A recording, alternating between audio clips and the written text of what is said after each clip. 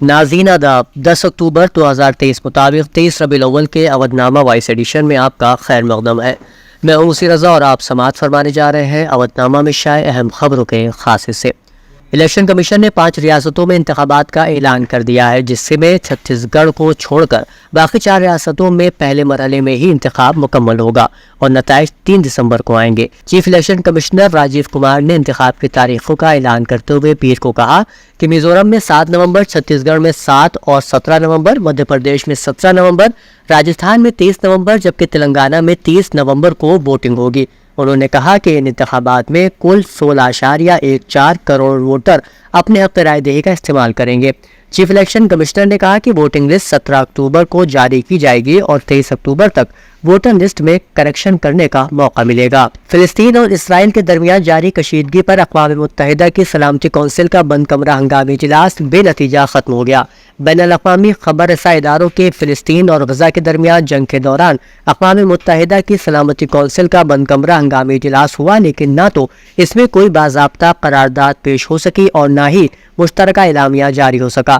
یاد رہے کہ فلسطینی مزاحمتی تحریک حماس کی جانب سے ہفتے کے روز اسرائیل کے خلاف آپریشن الاقصی فیلڈ شروع کیا گیا، جس کے نتیجے میں اب تک 1000 سے زائد اسرائیلی شہری اور فوجی ہلاک ہو چکے ہیں، جبکہ سینکڑوں افراد کو یرغمال بھی بنایا گیا ہے۔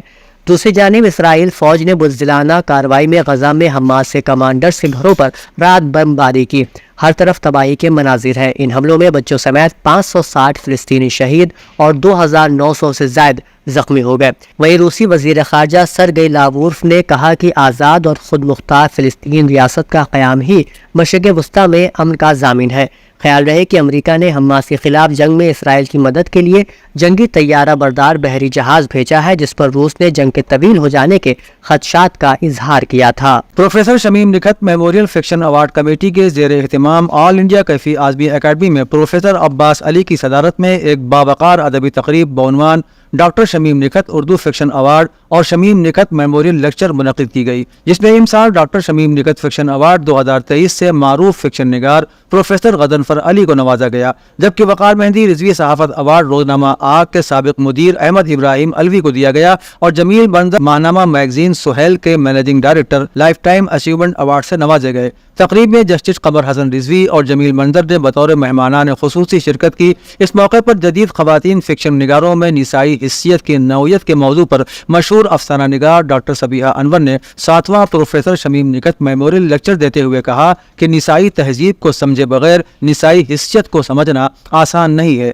ڈاکٹر عمار رضوی نے کہا کہ شارب ردولوی اور شمیم نکھت کی زندگی میں کئی صدمات آئے، لیکن انہوں نے ہر صدمے کو ایک نئی سمت دے دی۔ ان کی بیٹی شعاع فاطمہ کی شکل میں جب ایک شعاع بجھی تو شارب ردولوی اور شمیم نکھت نے ہزاروں شعاعیں روشن کر دی۔ پروفیسر شارب ردولوی نے اودھ نامہ کے توسط سے اظہار تشکر اور معذرت کرتے ہوئے کہا ہے کہ میں تمام شرکائے جلسہ سے معذرت خواہ ہوں کہ اچانک طبیعت کی خرابی کی وجہ سے جلسے میں شریک نہیں ہو سکا، اور میں بے حد شکر گزار ہوں جسٹس قمر حسن رضوی صاحب، عباس علی مہندی صاحب، جمیل منظر صاحب، عباس رضا نییر صاحب، عمار رضوی صاحب، صبیحہ انور صاحبہ، پروفیسر غضنفر صاحب، احمد ابراہیم الوی صاحب کا کہ ان کی شرکت نے تقریب کو کامیاب بنایا۔ میں تمام سامعین کرام جن کے فردن نام لینا ممکن نہیں ہے، ان سے دلی ممنونیت کا اظہار کرتا ہوں کہ انہوں نے میری عدم موجودگی میں بھی پروگرام کی کامیابی میں کوئی کمی آنے نہیں دی۔ ان محبتوں کے لیے مجھے شکریہ کا لفظ چھوٹا محسوس ہوتا ہے۔ اتر پردیش کے بھدوہی میں منعقدہ 43ویں بین الاقوامی قالین میلے سے خطاب کرتے ہوئے وزیر اعلیٰ یوگی آدتیہ ناتھ نے کہا کہ ہماری حکومت بات کم اور کام زیادہ کرتی ہے۔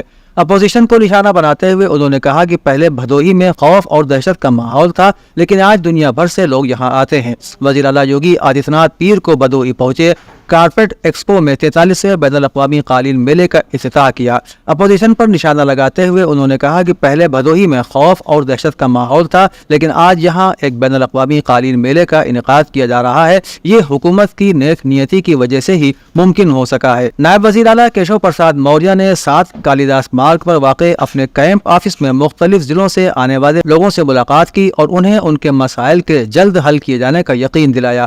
عوامی سماعت کے دوران انہوں نے ہر فرد فرد کے مسائل پوری سنجیدگی سے سنے اور متعلقہ حکام کو مسائل کے حل کے لیے ہدایات دی۔ انہوں نے متعلقہ افسران کو یہ بھی ہدایت کی کہ مسائل کو اس طرح حل کیا جائے کہ مسائل کے شکار عوام مکمل طور پر مطمئن رہیں اور انہیں دوبارہ کہیں بھٹکنا نہ پڑے اور بار بار چکر لگانے کی ضرورت نہ پڑے۔ انہوں نے خواتین، معذور افراد اور معمر افراد کے مسائل اور شکایات سنے اور انہیں ترجیحی بنیادوں پر جلد حل کرنے کے لیے متعلقہ حکام کو ضروری ہدایات بھی دیں۔ اودھ نامہ کے جہاں نما صفحے کے مطابق ایران اور عراق نے اسرائیل فلسطین جنگ پر OIC کا ہنگامی اجلاس طلب کرنے کا مطالبہ کیا ہے۔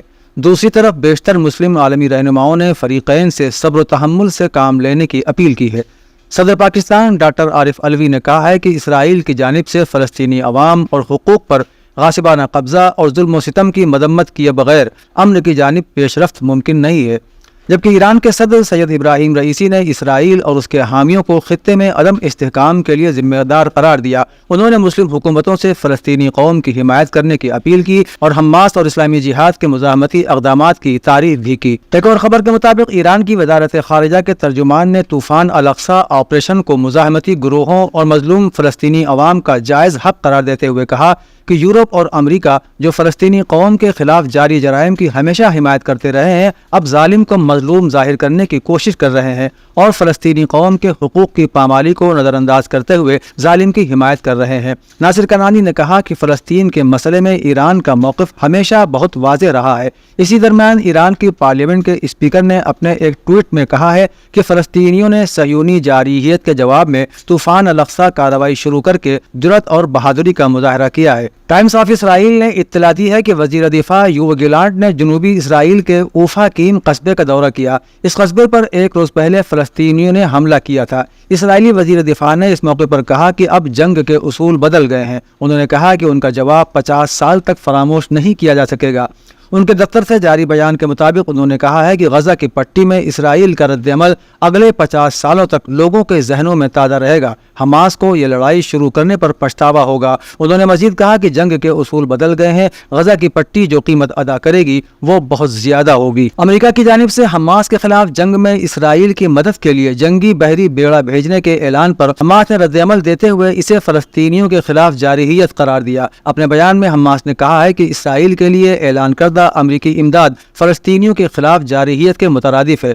فلسطینی مزاحمتی تحریک حماس نے اپنے بیان میں مزید کہا کہ امریکی بحریے کی کمک بھی اسرائیلی فوج کا مورال بلند نہیں کر سکے گی۔ پاکستان میں راولپنڈی کی خصوصی عدالت نے سائفر کیس میں پاکستان تحریک انصاف پارٹی کے چیئرمین عمران خان اور شاہ محمود قریشی پر فرد جرم عائد کرنے کے لیے 17 اکتوبر کی تاریخ مقرر کر دی ہے۔ تفصیلات کے مطابق اسپیشل سیکرٹ ایکٹ کے تحت قائم خصوصی عدالت میں سائفر کیس کی سماعت ہوئی۔ کیس کی سماعت جج ابوالحسنات ذوالقرنین نے اڈیالہ جیل میں کی۔ چیئرمین PTI کے وکیل سلمان صفدر اور اسپیشل پروسیکیوٹر ذوالفقار نقوی عدالت میں پیش ہوئے، جبکہ شاہ محمود قریشی کی بیٹی اور بیٹا بھی اڈیالہ جیل میں عدالت پہنچے۔ سماعت کے دوران چیئرمین PTI کے وکلاء میں چالان کی نقول تقسیم کی گئی، جس پر پروسیکیوٹر ذوالفقار عباس نقوی نے کہا کہ مقدمے کی مکمل نقول ہم نہیں دے سکتے، جو ضروری نقول تھی وہ فراہم کر دی گئی ہیں۔ عدالت نے فرد جرم عائد کرنے کے لیے 17 اکتوبر کی تاریخ مقرر کر دی۔ نامہ میں شائع مضامین کو مکمل طور پر پڑھنے کے لیے اودھ نامہ کی ویب سائٹ www.awadhnama.com پر وزٹ کریں اور ای پیپر پر کلک کریں۔